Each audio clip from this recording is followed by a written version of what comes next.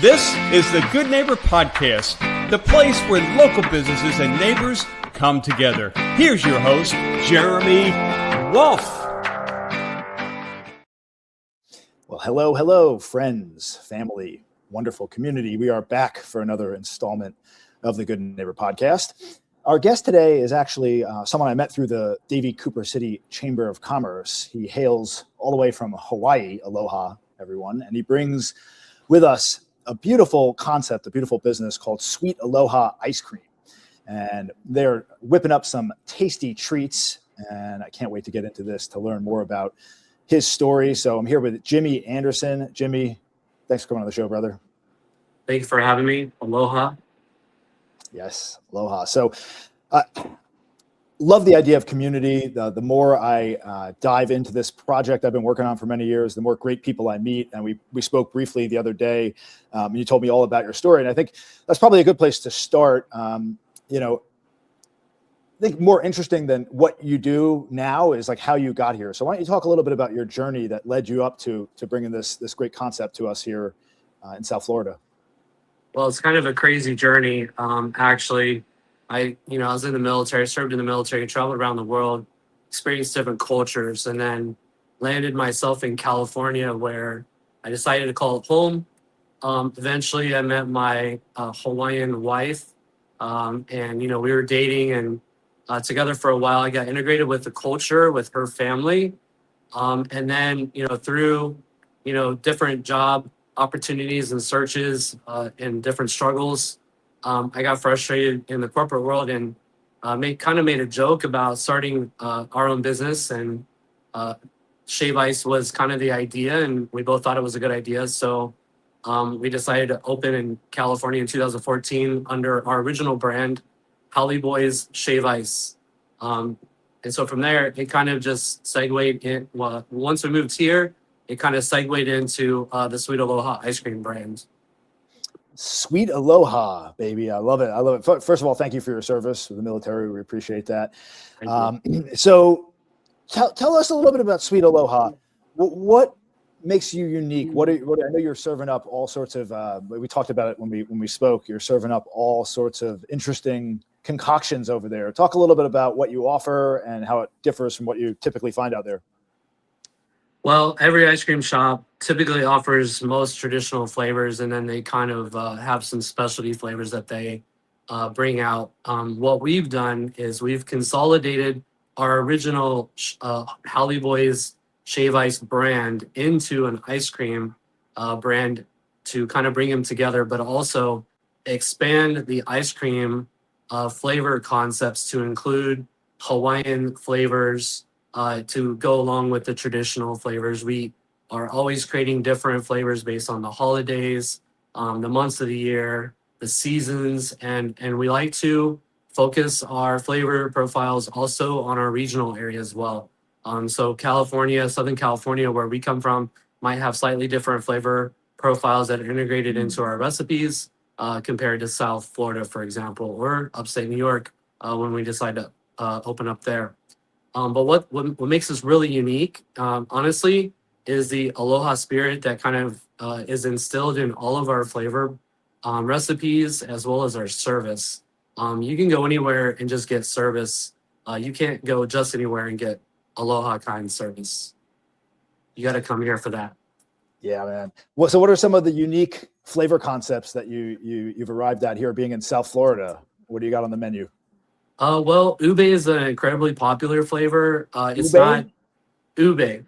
It's not traditionally Hawaiian, so to speak. It comes from the Philippines, but because Hawaii is kind of a melting pot of different cultures, and especially food culture, the Filipinos had brought ube and other food concepts to Hawaii, and Hawaii kind of popularized ube. So we have ube, Kona coffee, chocolate chip.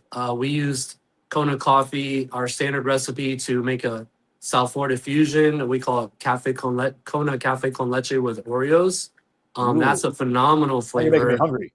Yeah, that might be one of our best flavors to date. But then, we take other concepts too, like Italian rainbow cookies, a very popular dessert, especially from New York with our Italian customers. So we decided to take a time rainbow cookie and throw it into a batch of ice cream and test the flavor profile, and everybody loves it. It's awesome. It's an awesome flavor. So besides that, we have macadamia nut and pineapple ice cream, a lot of tropical flavors specifically. So you're cooking up all of this in the lab, so to speak, right? Whereas some of these other companies, they just get it shipped in from corporate or whatever it is. You're actually out there making your own flavors, growing your own brand. I got that right? This is true. It's all homemade, including our Love shave it. ice and our shave ice syrups. We make everything in-house. We do buy our flavor extracts from large manufacturing companies, but they're all natural. So other than that, pretty much everything else is homemade here. So now you're located in Davie. Is that the first location for Sweet Aloha ice cream? And what are the plans for it? Are you looking to grow the brand and franchise it out? I want to speak to people out there that might be interested in getting involved at some point. I know a lot of these concepts end up going to the franchise model. Is that the vision ultimately for the business? Honestly, I think it's hard to tell what the future holds for us. I think, yes, this is our first shop. The idea is to open 300 to 500 across the country and get all the way over to Hawaii, the Hawaiian Islands, and open up across all 8 islands if we can. But as far as franchising goes, like the model that I envision is more of a corporate partnership. Okay. We want to maintain the locally owned and operated kind of philosophy, and we also want to keep the community mindset. And sometimes the best way to do that is to keep it mom and pops. So if we go too much franchising, we might lose some of that. So the idea, would be to have corporate-owned stores, but partner with local families in different areas that want to have the Aloha experience or share that with their community. I love that. That's an important aspect. This whole idea of being rooted in the community. People like to do business with those they know, like, and trust. And anytime you have a local family, a local business owner that is deeply connected to the community, right, where they say rising tide lifts all boats, right? So if we're doing well, and everybody's doing well. I love it. And you mentioned your wife; she's from Hawaii, so obviously you got the concept or the idea, at least from that lens. Do you work with her in the business as well? So, yeah, she started working with us in the very beginning. So she's always had a part-time or full-time job. And I also had a full-time job for a long time until I quit in 2021 or 2022, just to focus on this business alone. But she's working her way through court reporting school. So we're trying to get her to get her state certification. What school? I'm sorry. It's a court reporting certification. So Okay, got it. we're working towards her finishing her court reporting certification, which has taken more than a few years. So we want her to complete that process before we pull her back in and start helping with the store. So pretty much I run pretty much everything and our employees. Now, if I'm not mistaken, from our last conversation, you had mentioned that the background that you had was more in the corporate world, right? Yes, sir. I have a manufacturing operations background specifically. Operations management, logistics, I think we talked about. More manufacturing operations. Logistics is a little bit more transportation side probably, and inventory. My specialty is manufacturing operations and process improvement and perfection. What would you say after having made the leap from the corporate world to starting a business in the entrepreneurial space in 2021, 22? What would you say was one of the most rewarding things, and on the other side, one of the most difficult challenges that you faced in launching this business? Well, the most difficult aspect of launching a business is obviously cash flow management. It's easy to start a business and just throw a bunch of money at it.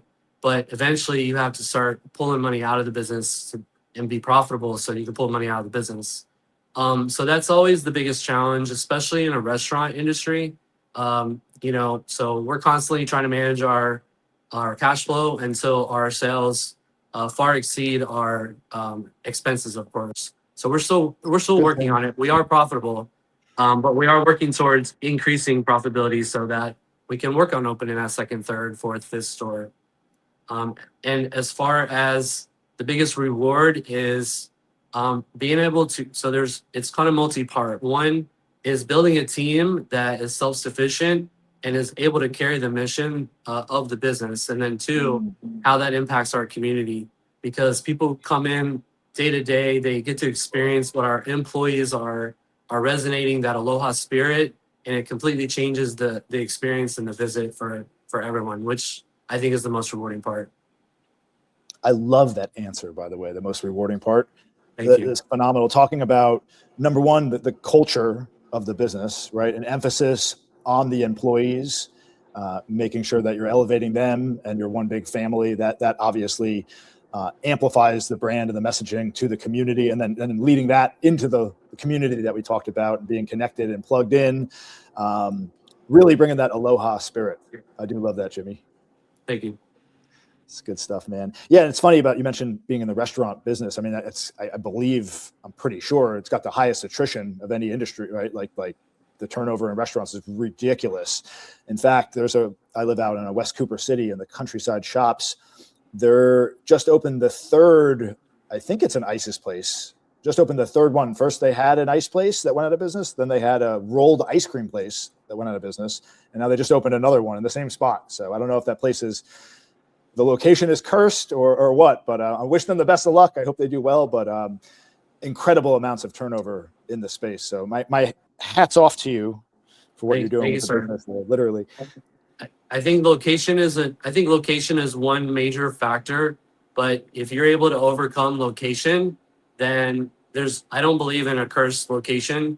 I just think that you have to figure out how to overcome the different challenges that are faced in your business and make it work. And that's what we've been trying to do for 4.5 years now.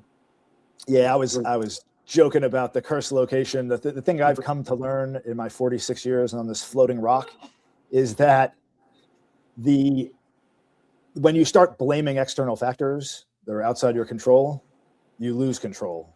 And the only thing that really determines whether or not you're successful is ourselves. And so the biggest difference, I think, that the problem is with turnover in restaurants and small business in general, is just that it's challenging running a business. There's a lot, people get into it many times coming from a typical 9-to-5 type job where they have one role and that's their assignment, all right, and that's all they got to do. And then you get into something, maybe you're passionate about it, but you get into it and you realize, well, now you got to wear every hat, right? You got to be a manager, you got to be an accountant, you got to be all these different things, and you have to juggle a lot of balls, and that can be very, very difficult for a lot of people. Yeah, I didn't sign up for all that. What are you talking about? No, I'm just kidding. Yeah, a lot of people don't realize how much extra work is involved. You know, an average 12-hour day is an easy day, you know? Yeah. You got to be willing to put in the blood, sweat, and tears, but it's super rewarding on the other side for sure. Yes, sir. So, you a surfer or what? I tried surfing once. So let's be honest. I used to be super athletic. I used to run 5 or 10 miles a day. I used to swim, a mile or two pretty often, if not every day, almost every day. Super athletic, but I hurt my back in the military, so I'm service-connected disabled because of that. And so I did try to go surfing out once, and my friend had to tow me back, and it was embarrassing. I haven't been back since. When all the locals are teasing you because you can't swim hard enough back, and I'm a good swimmer, but it just wasn't going to work out for me. So haven't tried to surf again since. Yeah, I think the last time I tried to surf was, I think, in college in Costa Rica, and I almost drowned. And that was it. Yeah, I was getting towed out to sea, and it was right there off of the Huntington Beach Pier. I could watch the pier just kind of pass, or I was passing it, the end, and I just kept going. No matter how hard I swim, it didn't matter. I got caught in a riptide, and I couldn't get myself out, even with my training back from the military. So it was crazy. So, what do you like to do for fun? Obviously, I'm sure you're working a lot, but when you do have downtime, what's on the agenda? So some of my most favorite things to do, I love playing poker, to be honest. It's one of my... Talk about the poker, yes. Yeah, I love playing poker. I don't get to play enough poker, and I certainly can't afford big games anymore right now. But I'm a $1, $2 table guy right now. But besides that, I love, spending time with my family and friends, doing, different events like, we'll host, Easter at our house just to get together with friends and family. It's in the Hawaiian culture, you're almost always hanging out with your family during different holidays and different celebrations. So we try to carry that forward with our family and friends here. So those are my two most favorite things to do. And then, we usually go hang out at the beach too on days where we just want to relax and de-stress and, get our feet in the ocean and feel some of that mana from, Mother Earth. So I love it. Love it. You got kids? yeah, we have 3 kids. Two already out of college, one at Marjorie Douglas Stoneman. Very cool, man. Very cool. So for anyone that's out there is listening, that's not freezing to death in this cold weather, that wants to indulge, tell us where you're located. What's the best way to learn more? I'm sure you're pretty active on Instagram. Let us know the best way to connect with you guys and come visit. So it's pretty easy to go to our website, sweetalohaicecream.com. From there, you can see our menu. You can order online. You can see our reviews even and even get links to our social media. We're located on 80 State Route 84. The address is 8600 West State Road 84. We're in Suite A, which is actually the end cap on the corner of the whole parking lot. And we're across the street from Billy's. If most people can figure out where that is, they can find us really easily. Davie, Florida, obviously. And then if you exit 595 in Pine Island, we're right there kind of on that corner. But we're kind of tucked behind the 7-Eleven and the shopping center. Like I said, opposite end cap. We're obviously on Instagram and TikTok. Our handle is Sweet Aloha Davie FL.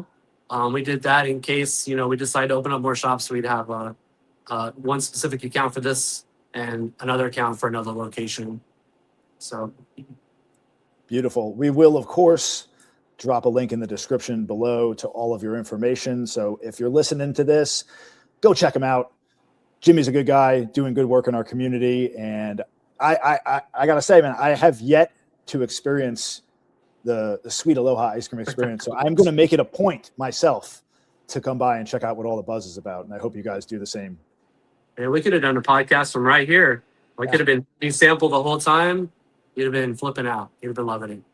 Maybe round 2, brother. Maybe round 2. Round 2. All right. Very cool. Well, thanks everyone for tuning in. We appreciate you joining us on this journey. And you know the drill. If you like this content, don't forget to like, subscribe, and don't just be a voyeur of social media. When you're watching this stuff, if something speaks to you, if something resonates, start a conversation, engage, comment. You don't know what door you're going to open and what connection you're going to make. I found that when I started engaging with things that resonated with me, it really started making deeper connections in the community. And that's really what it's all about. And I think that's what's missing in our community and in this world nowadays is deep connection. So I'm happy to keep this going, and we will catch everyone next time. Have a wonderful day. Jimmy, take care. Nice seeing you, brother. And I will see you real soon. Thank you, brother. Aloha. Aloha. Take care, man. Thanks for listening to the Good Neighbor Podcast, Cooper City. To nominate your favorite local business to be featured on the show, go to gnpcoopercity.com. That's gnpcoopercity.com, or call 954-231-3170.